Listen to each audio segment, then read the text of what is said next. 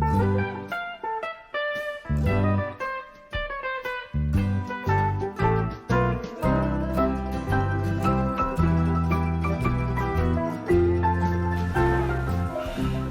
evening, everyone.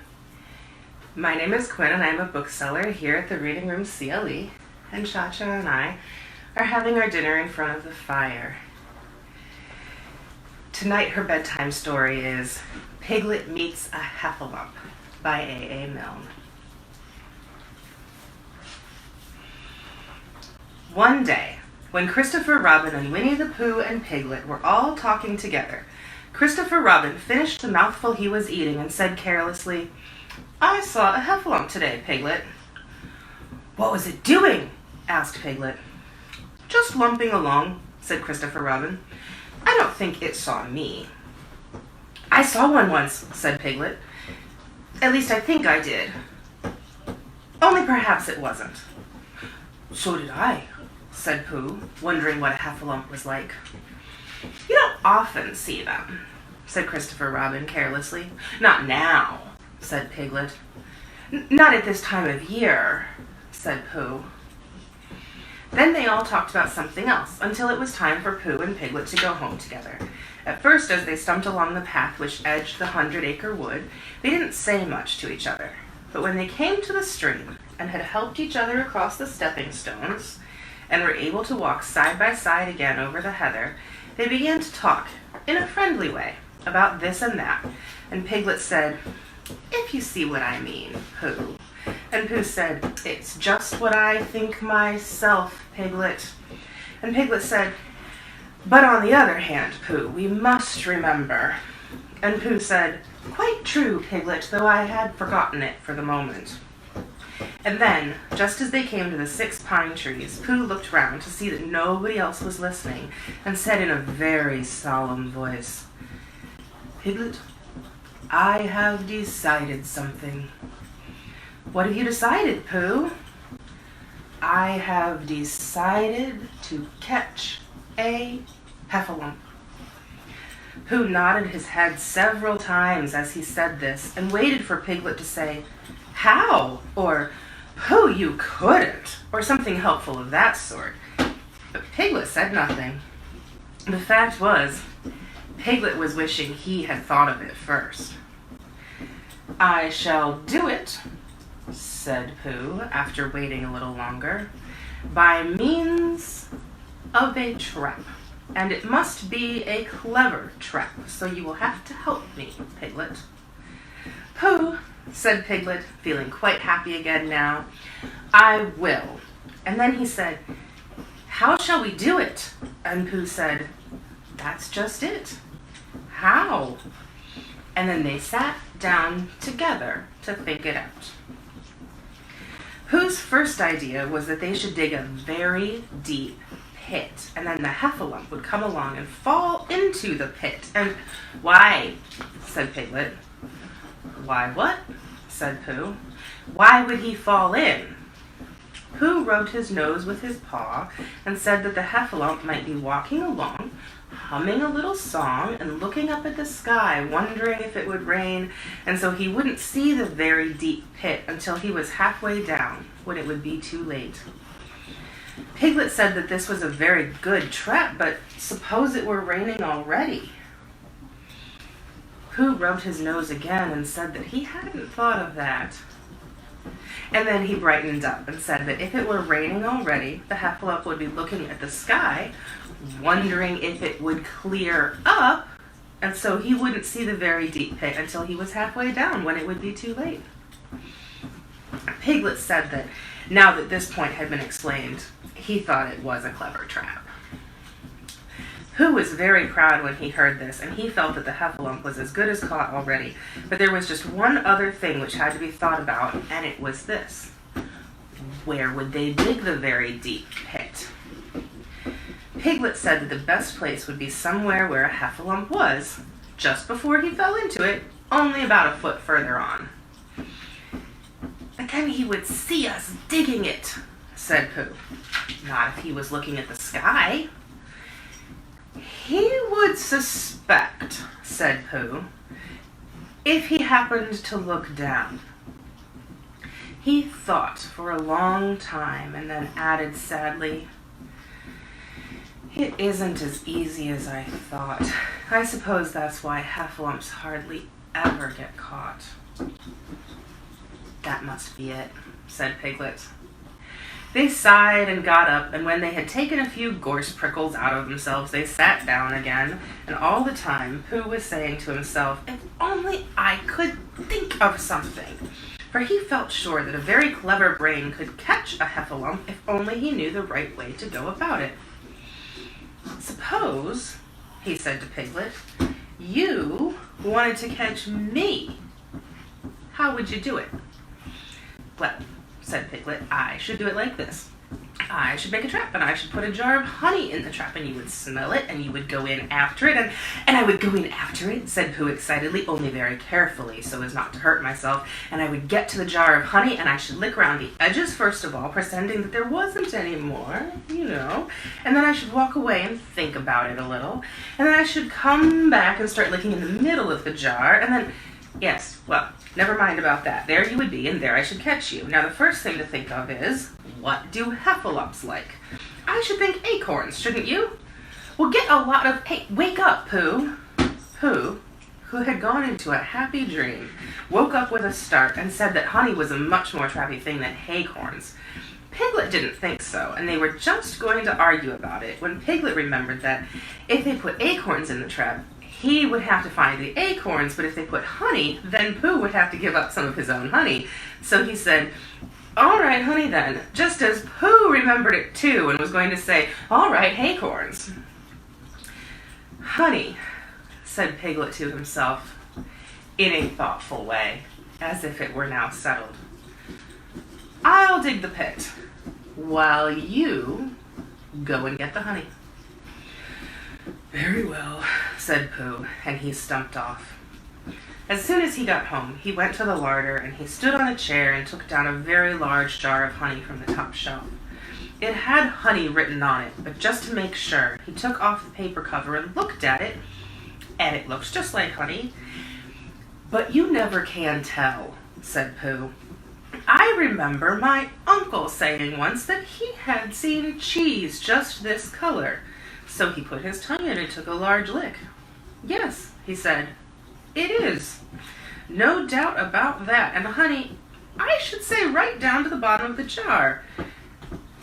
Unless, of course," he said, "somebody put cheese in at the bottom just for a joke. Perhaps I had better go a little further, just in case. In case heffalumps don't like cheese, like me." And he gave a deep sigh. "I was right. It is honey, right the way down." Having made certain of this, he took the jar back to Piglet, and Piglet looked up from the bottom of his very deep pit and said, "Got it?" And Pooh said, "Yes, but it isn't quite a full jar." And he threw it down to Piglet, and Piglet said, "No, it isn't. Is that all you've got left?" And Pooh said, "Yes," because it was. So Piglet put the jar at the bottom of the pit and climbed out, and they went off home together. "Well, good night, Pooh," said Piglet when they had got to Pooh's house. "And we meet at 6 o'clock tomorrow morning by the pine trees and see how many heffalumps we've got in our trap." 6 o'clock, Piglet, and have you got any string?" "No, why do you want string?" "To lead them home with." Oh, I think heffalumps come if you whistle." "Some do, and some don't. You never can tell with heffalumps." "Well, good night." "Good night." And off Piglet trotted to his house, Trespassers W, while Pooh made his preparations for bed. Some hours later, just as the night was beginning to steal away, Pooh woke suddenly with a sinking feeling. He had had that sinking feeling before, and he knew what it meant. He was hungry. So he went to the larder, and he stood on a chair and reached up to the top shelf and found nothing. "That's funny," he thought. "I know I had a jar of honey there, a full jar, full of honey. right up to the top, and it had honey written on it so that I should know it was honey. That's very funny. And then he began to wander up and down, wondering where it was and murmuring a murmur to himself like this. It's very, very funny because I know I had some honey because it had a label on saying honey. A galuptious full of pop to, and I don't know where it's got to. No, I don't know where it's gone. Well, it's funny. He had murmured this to himself 3 times in a singing sort of way when suddenly he remembered. He had put it into the clever trap to catch the Heffalump. Bother, said Pooh. It all comes of trying to be kind to Heffalumps. And he got back into bed. But he couldn't sleep. The more he tried to sleep, the more he couldn't. He tried counting sheep, which is sometimes a good way of getting to sleep, and as that was no good, he tried counting Heffalumps. And that was worse, because every Heffalump that he counted was making straight for a pot of Pooh's honey and eating it all. For some minutes he lay there miserably, but when the 587th Heffalump was licking its jaws and saying to itself, "Very good honey this, I don't know when I've tasted better," Pooh could bear it no longer. He jumped out of bed, he ran out of the house, and he ran straight to the 6 pine trees. The sun was still in bed, but there was a lightness in the sky over the 100-acre wood, which seemed to show that it was waking up and would soon be kicking off the clothes. In the half-light, the pine trees looked cold and lonely, and the very deep pit seemed deeper than it was, and Pooh's jar of honey at the bottom was something mysterious, a shape, and no more. But as he got nearer to it, his nose told him that it was indeed honey, and his tongue came out and began to polish up his mouth, ready for it. "Bother," said Pooh, as he got his nose inside the jar. "A Heffalump has been eating it." And then he thought a little and said, "Oh no, I did. I forgot." Indeed, he had eaten most of it, but there was a little left at the very bottom of the jar, and he pushed his head right in and began to lick. By and by, Piglet woke up. As soon as he woke, he said to himself, "Oh." Then he said bravely, "Yes." Then, still more bravely, "Quite so." But he didn't feel very brave, for the word which was really jigging about in his brain was Heffalumps. What was a Heffalump like? Was it fierce? Did it come when you whistled, and how did it come? Was it fond of pigs at all? If it was fond of pigs, did it make any difference what sort of pig? Supposing it was fierce with pigs, would it make any difference if the pig had a grandfather called Trespassers William? He didn't know the answer to any of these questions, and he was going to see his first Heffalump in about an hour from now. Of course, Pooh would be with him, and it was much more friendly with 2. But suppose Heffalumps were very fierce with pigs and bears? Wouldn't it be better to pretend he had a headache and couldn't go up to the 6 pine trees this morning? But then, supposing it was a very fine day and there was no Heffalump in the clever trap, here he would be in bed all the morning, simply wasting his time for nothing. What should he do? And then he had a clever idea. He would go up very quietly to the 6 pine trees now, peep very cautiously into the clever trap, and see if there was a Heffalump there. And if there was, he would go back to bed, and if there wasn't, he wouldn't.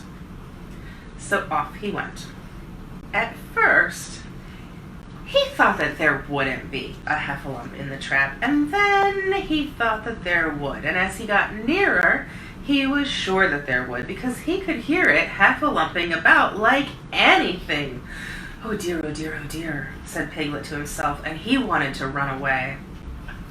But somehow, having got so near, he felt that he must just see what a Heffalump was like.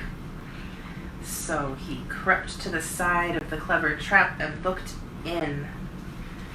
And all the time, Winnie the Pooh had been trying to get the honey jar off his head, but the more he shook it, the more tightly it stuck. "Bother," he said inside the jar, and "Oh, help!" and mostly, "Ow!"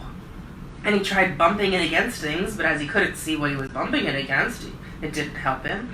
And he tried to climb out of the clever trap, but as he could see nothing but jar, and not much of that, he couldn't find his way. So at last he lifted up his head, jar and all, and made a loud, roaring noise of sadness and despair, and it was at that moment that Piglet looked down.